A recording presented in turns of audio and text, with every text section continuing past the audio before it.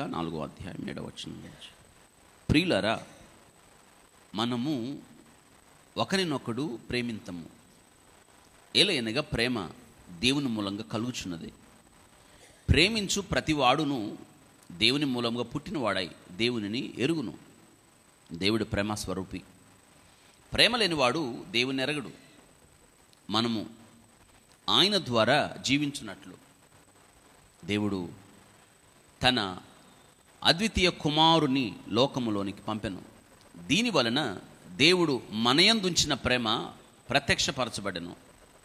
మనము దేవుని ప్రేమించితమని కాదు, తానే మనలను ప్రేమించి మన పాపములకు ప్రాయశ్చిత్తమై ఉండుటకు తన కుమారుని పంపెను. ఇందులో ప్రేమ ఉన్నది చెప్పాడు. చూసారా, ఇక్కడ ప్రేమ అనే మాటను మనం పలుమార్లు చూస్తున్నాం. ఆ ప్రేమ లేనివాడే కయ్యూను అని చెప్తున్నాం. మనము కయ్యూను వంటి వారమై ఉండద్దు అని చెప్తున్నాడు. మనము ప్రేమించబద్దులమై ఉండగా ఎలా ద్వేషిస్తావు?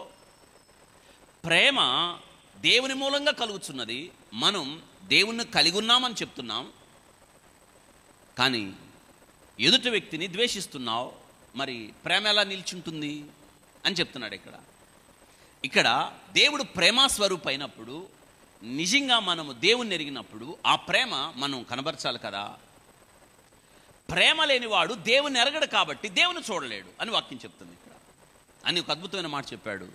ప్రేమ ఎంత కార్యసాధకమైంది అనే మాట, తన ప్రియ కుమారుణ్ణి పంపెను అనే మాట, ఇందులో ప్రేమ ఉంది. వింటున్నారా? మనము జీవించున్నట్లు, మనము బ్రతుకున్నట్లు ఆయన చెప్తున్నాడు. మనము తానే, చూడండి, ప్రేమ తానే మొదటగా ప్రేమించాడు మనల్ని. ప్రేమ ఎక్కడ ప్రారంభమైంది? అవును, మనం, పౌలు గారు అన్నాడు, పూర్వం నేను దూషకుడను, హానికరుడను, హింసకుడిని. ప్రేమ లేనివాడు ఆయన. అవును, ద్వేష స్వభావము నిండి ఉన్న మానవ జీవితాలు. ప్రేమ ఏడుంది ఇక్కడ? ఆయనే మొదటగా మనల్ని ప్రేమించాను. మొదటగా ఆయన వేశాడు. మనం ఇంకనూ శత్రువులమై ఉండగా అనే మాట పౌలు గారు రోమిలికి రాస్తున్నాడు. మనం ఇంకనూ శత్రువులమై ఉండగా మన కొరకు చనిపోయాడు ఆయన. ఇదే ప్రేమ ప్రత్యక్షమైంది. ఇప్పుడు మనం సెలవు ధ్యానాల్లో నేర్చుకునేది ఏంటంటే, దేవుడు తన ప్రేమను వెల్లడిపరిచెను. ఎలా వెల్లడిపరిచాడంటే, తన ప్రియకుమారుణ్ణి ఈ లోకానికి పంపుట ద్వారా. రండి, మన వివాదం ఎవరిది? ఆయనది కాదు కదా, మనది వివాదం. తప్పు చేసింది మనం, పాపము ద్వారా నిత్య నరకానికి వెళ్ళాల్సింది మనం, ప్రతి దండనకు లోనైంది మనమే కదా అని ప్రభువే వచ్చి అంటున్నాడు. రండి, మన వివాదం తీర్చుకున్నాం. అందుకే అక్కడ మీరు గమనించారా, మనము దేవుని ప్రేమించి మన కానే మనల్ని ప్రేమించి, మనం ప్రేమించలేదు ఆయన్ని. మనం ప్రేమించామా? అసలు మనం ఎక్కడ ప్రేమించాము? ఆయనే మనల్ని ప్రేమించాను. అందుకే వెతకని నాకు, చెప్పండి, వెతకని నాకు. మనం వెతకలేదు, మనకు దొరికాడు, ప్రత్యక్షమయ్యాడు. ఇదిగో ప్రేమ. ఆ ప్రేమకు ప్రతిరూపమే, ప్రతిఫలమే.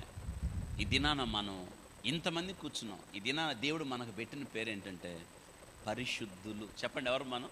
మనకే ఆశ్చర్యం అవుద్ది. మనం పరిశుద్ధులం ఏంటి? అవును, యేసుక్రీస్తు తను కార్చిన రక్తంలో నిన్ను నన్ను కడిగి పరిశుద్ధులుగా మార్చేశాడు. నీతిమంతుడు లేడు, ఒక్కడు కూడా లేడు. కానీ యేసుక్రీస్తు తన నీతిని మనకిచ్చాడు, ఆపాదించాడు.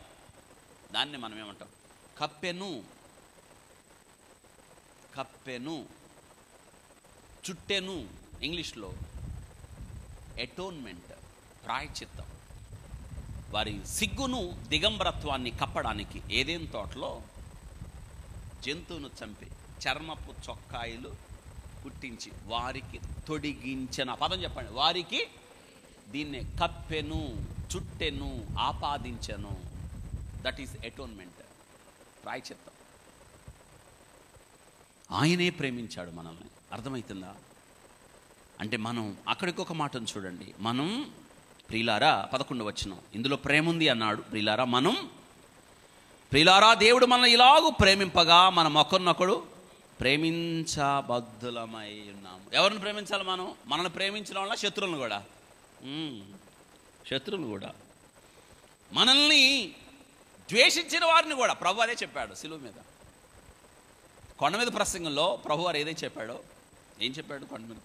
మీ శత్రువులను పరలోకమందున్న మీ తండ్రి కుమారులు కుమార్తెలైనట్టుగా మీ శత్రువుని ప్రేమించండి, మిమ్మల్ని ద్వేషించే వారి కోసం ఏం చేయాలి అన్నాడు కదా. అదే ప్రభు సిలువ మీద చూపించాడు. ఏంటంటే, తండ్రి వీరేమి చేయించున్నారో వీరెరుగరు గనక వీరిని.